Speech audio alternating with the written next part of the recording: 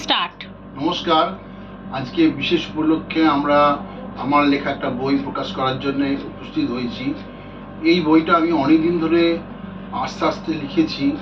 মূলত বইটার বাচ্চাদের বই।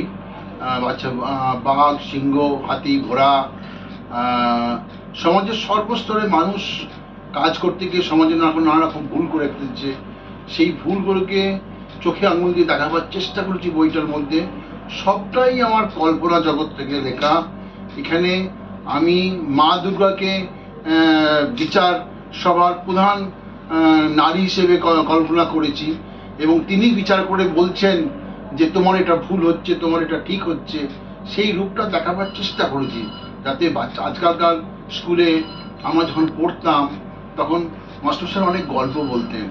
আজকে সেই গল্প বলার প্রচলনটা নেই, বাচ্চারাও খুব একটা গল্প বলে না। যার ফলে মানুষের বাচ্চারাদের কোন দিকটা ভালো কোন দিকটা খারাপ বাচ্চারা সেটা শিখতে পারছে না। সেই দিকটা তুলে ধরার আমি এই বইটার মধ্যে চেষ্টা করছি। আমার কাছে অনুরোধ, এই বইটা সব স্তরের লোক মানুষ পড়ুক। আমার সঙ্গে রয়েছে, যেহেতু এটা বাচ্চাদের বই, ক্রীড়া জগতের একজন বিখ্যাত লোক, ক্রীড়াগুরু মিহির ঘোষ, যিনি বাচ্চাদের নিয়ে অনেক দিন ধরে টেবিল টেনিসের কোচিং করাচ্ছেন। তার ছাত্রছাত্রীরা ভারতবর্ষে বিভিন্ন জায়গায় নাম করছে, এখনো করে চলছে। তাই এই ব্যাপারে আমার বিশেষ বন্ধু মিহির ঘোষকে কিছু বলার জন্য অনুরোধ করছি। ধন্যবাদ সজলদা।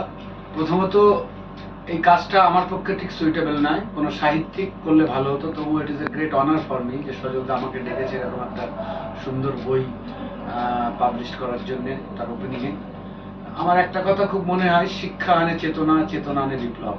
শিক্ষার মাধ্যম হচ্ছে এইসব লেখা পড়া বই যত পড়া যাবে তত মানুষের মধ্যে শিক্ষার উন্নতি ঘটবে এবং মানুষ জানবে তত ভালো হবে।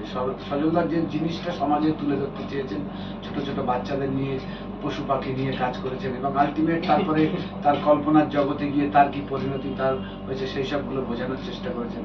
যেটা পড়লে তার অর্থ ইয়ে করলে যে আমরা যারা সমাজে রয়েছি তারা ভুলে যাই নিজেদের কাছে যে সমাজের থেকে কিছু কাজ করা উচিত, কিন্তু যখন সেটা বোঝে সেটা অনেক দেরি হয়ে যায়। তাই সেই ধরনের একটা মেসেজ আছে এর মধ্যে, যে আমরা প্রত্যেকের জন্য কাজ করব। ছেলে তার বয়স্ক মা বাবার জন্য কাজ করবে, আমরা পশু পাখির জন্য কাজ করব, আমরা যেমন বেঁচে থাকবো তারা কিভাবে বেঁচে থাকবে খেয়াল রাখতে হবে। So it is a fantastic effort by সজলদা। So I am really proud যে এই ধরনের একটা অনুষ্ঠানে একটা বই আমি একটা উদ্বোধন করার সুযোগ পেয়েছি। সবাই এই বইটা পড়বেন, আশা করি বইটা পড়লে আপনাদের ভালো লাগবে এবং অনেক কিছু জানতে পারবেন। এবং সামনে দিয়ে